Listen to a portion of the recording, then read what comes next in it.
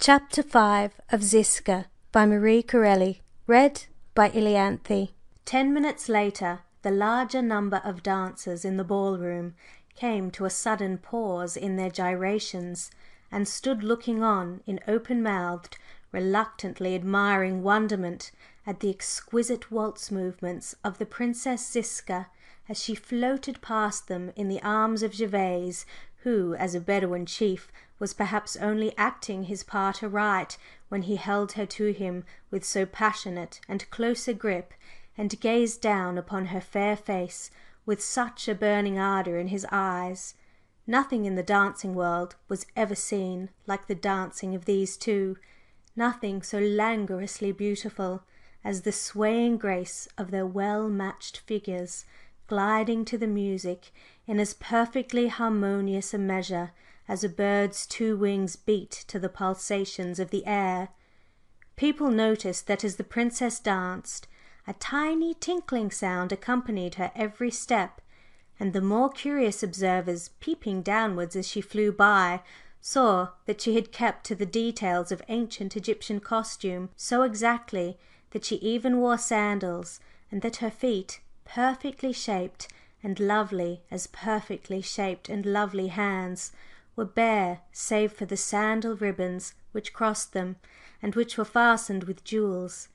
Round the slim ankles were light bands of gold, also glittering with gems, and furthermore adorned by little golden bells which produced the pretty tinkling music that attracted attention.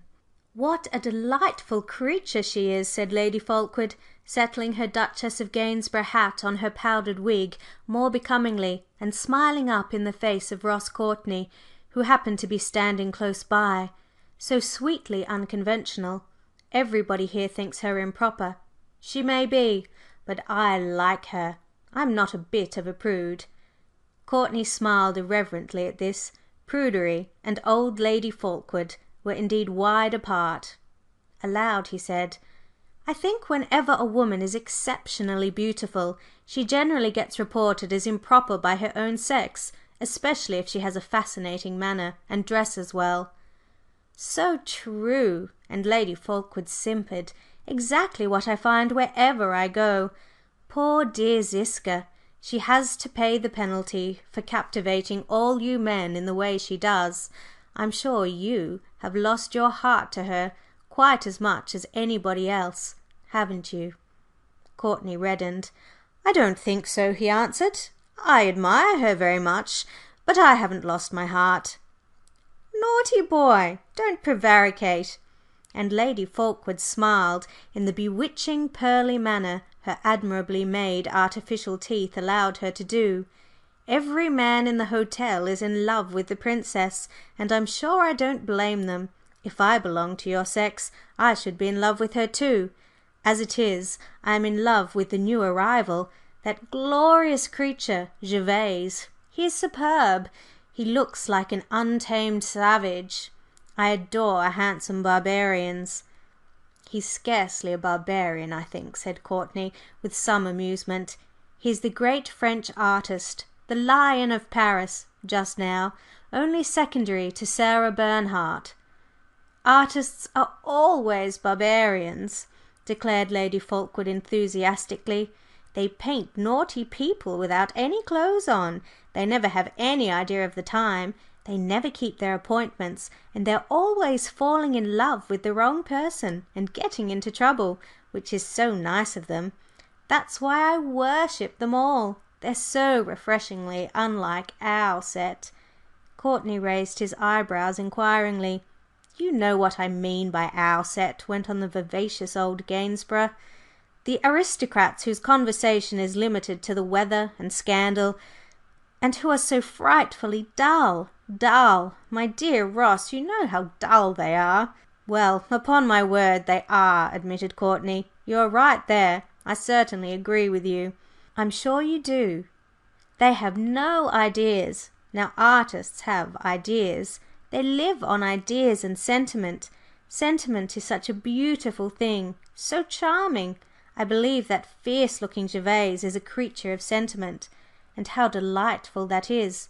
Of course he'll paint the Princess Ziska. He must paint her. No one else could do it so well. By the way, have you been asked to her great party next week?" "Yes." "And are you going?" "Most assuredly." "So am I. That absurd Chetwynd Lyle woman came to me this evening and asked me if I really thought it would be proper to take her girls there." And Lady Fulkeward laughed shrilly. "Girls, indeed! I should say those two long, ugly women could go anywhere with safety.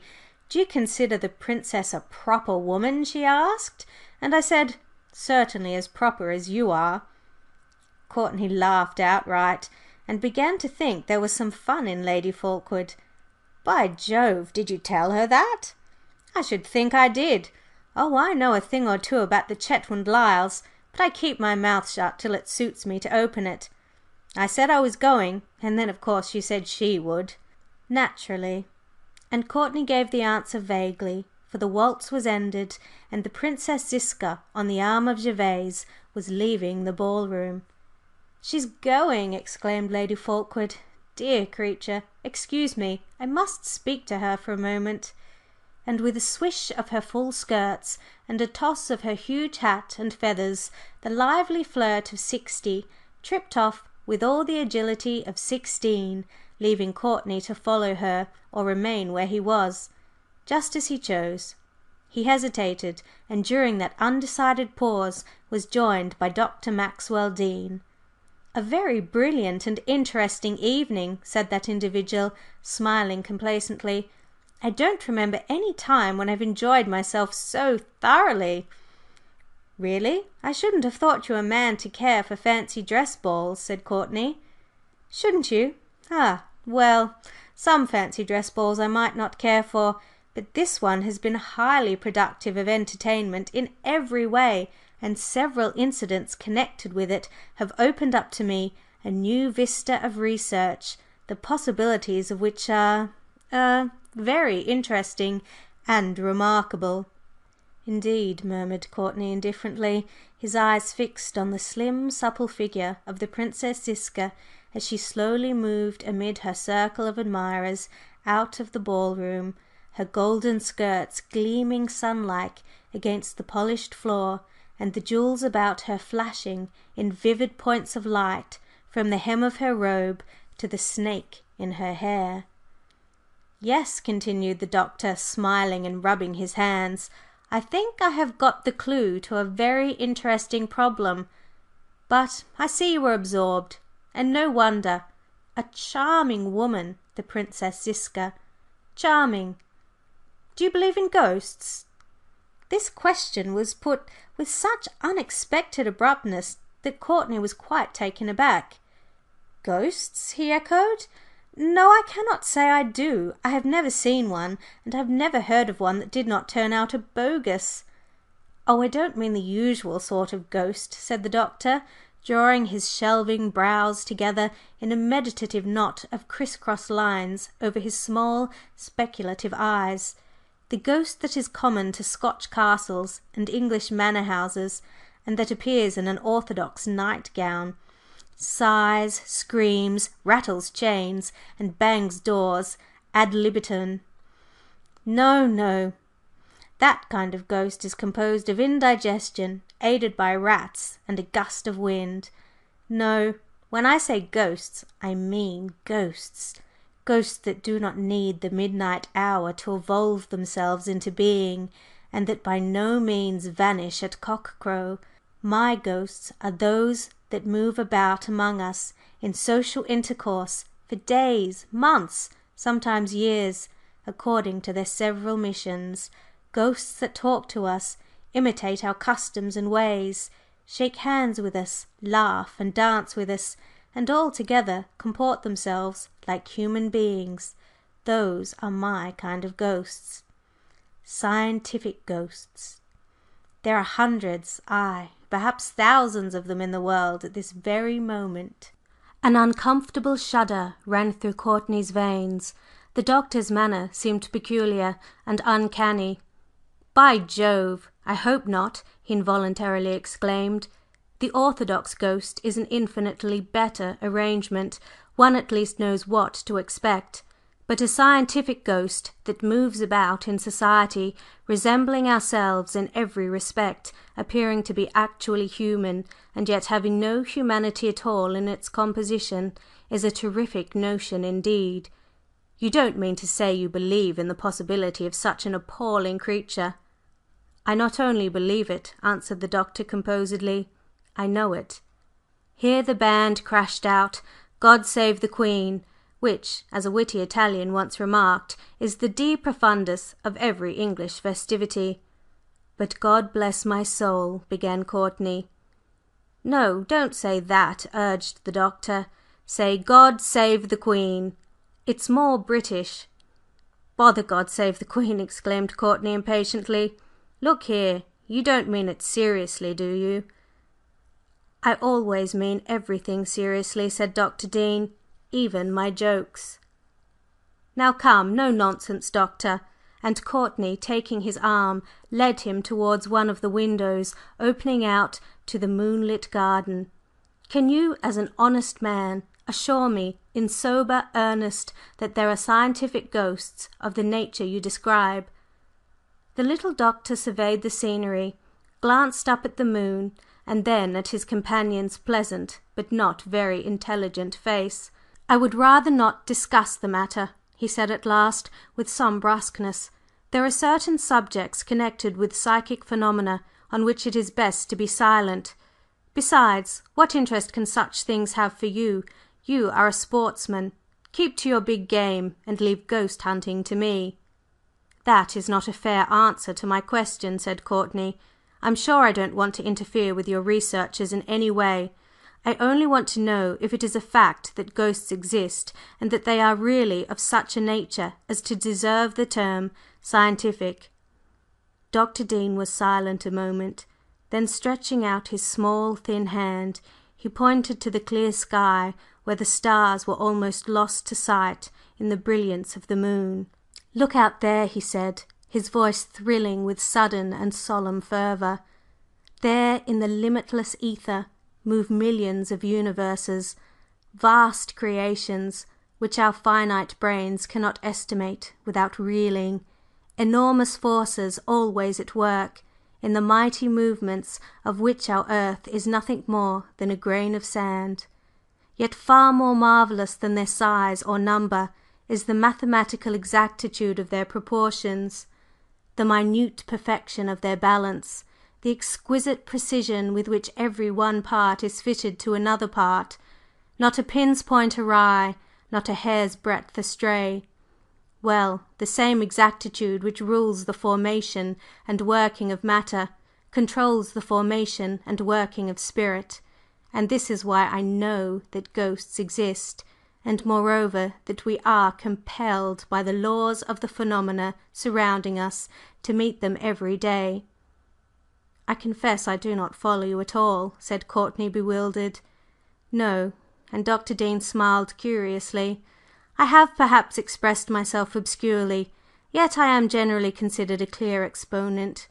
First of all, let me ask you, do you believe in the existence of matter?" "Why, of course." "You do? Then you will no doubt admit that there is something, an intelligent principle or spiritual force, which creates and controls this matter." Courtney hesitated. "Well, I suppose there must be," he said at last. "I'm not a church goer, and I'm rather a free thinker, but I certainly believe there is a mind at work behind the matter." "That being the case," proceeded the Doctor, "I suppose you will not deny to this invisible mind the same exactitude of proportion and precise method of action already granted to visible matter." "Of course I could not deny such a reasonable proposition," said Courtney. "Very good. Pursuing the argument logically, and allowing for an exactly moving mind behind exactly working matter, it follows that there can be no such thing as injustice anywhere in the universe." "My dear Socrates redivivus," laughed Courtney, "I fail to see what all this has to do with ghosts." "It has everything to do with them," declared the Doctor emphatically. "I repeat that if we grant these already stated premises concerning the composition of mind and matter, there can be no such thing as injustice. Yet seemingly unjust things are done every day. and seemingly go unpunished. I say seemingly, advisedly, because the punishment is always administered. And here the scientific ghosts come in. Vengeance is mine, saith the Lord, and the ghosts I speak of are the Lord's way of doing it." "You mean…" began Courtney. "I mean," continued the Doctor, with some excitement, "that the sinner who imagines his sins are undiscovered is a fool who deceives himself. I mean that the murderer who has secretly torn the life out of his shrieking victim in some unfrequented spot, and has succeeded in hiding his crime from what we call justice, cannot escape the spiritual law of vengeance. What would you say," and Dr. Dean laid his thin fingers on Courtney's coat sleeve with a light pressure, "if I told you that the soul of a murdered creature is often sent back to earth in human shape to dog its murderer down, and that many a criminal undiscovered by the police is haunted by a seeming person, a man or a woman, who is on terms of intimacy with him, who eats at his table, drinks his wine, clasps his hand, smiles in his face, and yet is truly nothing but the ghost of his victim in human disguise, sent to drag him gradually to his well-deserved miserable end? What would you say to such a thing?" "Horrible!" exclaimed Courtney, recoiling. "Beyond everything monstrous and horrible!" The Doctor smiled and withdrew his hand from his companion's arm. "There are a great many horrible things in the universe, as well as pleasant ones," he observed dryly. "Crime and its results are always of a disagreeable nature, but we cannot alter the psychic law of equity any more than we can alter the material law of gravitation. It is growing late. I think, if you will excuse me, I will go to bed." Courtney looked at him, puzzled and baffled. "Then your scientific ghosts are positive realities?" he began. Here he gave a violent start as a tall white figure suddenly moved out of the shadows in the garden and came slowly towards them. "Upon my life, Doctor, you have made me quite nervous." "No, no, surely not," smiled the Doctor pleasantly. "Not nervous. Not such a brave killer of game as you are. No, no, you don't take Monsieur Armand Gervase for a ghost, do you? He is too substantial, far too substantial. Ha, ha, ha!" And he laughed quietly, the wrinkled smile still remaining on his face as Gervase approached. "Everybody is going to bed," said the great artist lazily. "With the departure of the Princess Ziska, the pleasures of the evening are ended." "She is certainly the belle of Cairo this season," said Courtney. "But I tell you what, I'm rather sorry to see young Murray has lost his head about her." "Pablo, so am I," said Gervase imperturbably. "It seems a pity." "He will get over it," interposed Dr. Dean placidly. "It's an illness like typhoid. We must do all we can to keep down the temperature of the patient, and we shall pull him through." "Keep him cool, in short," laughed Gervase. "Exactly." The little Doctor smiled shrewdly. "You look feverish, Monsieur Gervase." Gervase flushed red under his dark skin. "I dare say I am feverish," he replied irritably. "I find this place hot as an oven. I think I should go away to morrow if I had not asked the Princess Ziska to sit for me." "You are going to paint her picture?" exclaimed Courtney. "By Jove, I congratulate you! It will be the masterpiece of the next Salon." Gervase bowed. "You flatter me. The Princess is undoubtedly an attractive subject, but as I said before, this place stifles me. I think the hotel is too near the river. There is an oozy smell from the Nile that I hate, and the heat is perfectly sulphurous. Don't you find it so, Doctor?" "No, I cannot say that I do." "Let me feel your pulse. I am not a medical man, but I can easily recognize any premonitions of illness." Gervase held out his long, brown, well shaped hand, and the savant's small, cool fingers pressed lightly on his wrist. "You are quite well, Monsieur Gervase," he said, after a pause. "You have a little surexcitation of the nerves, certainly, but it is not curable by medicine." He dropped the hand he held and looked up. "Good night." "Good night," responded Gervase. "Good night," added Courtney. And with an amiable salutation the Doctor went his way. The ball room was now quite deserted, and the hotel servants were extinguishing the lights. "A curious little man, that Doctor," observed Gervase, addressing Courtney, to whom as yet he had not been formally introduced. "Very curious," was the reply. "I have known him for some years. He is a very clever man, but I have never been able quite to make him out. I think he is a bit eccentric. He's just been telling me he believes in ghosts." "Ah, poor fellow!" And Gervase yawned as with his companion he crossed the deserted ball room. "Then he has what you call a screw loose. I suppose it is that which makes him interesting. Good night." "Good night." And separating, they went their several ways to the small cell-like bedrooms which are the prime discomfort of the Gezireh Palace Hotel. And soon a great silence reigned throughout the building.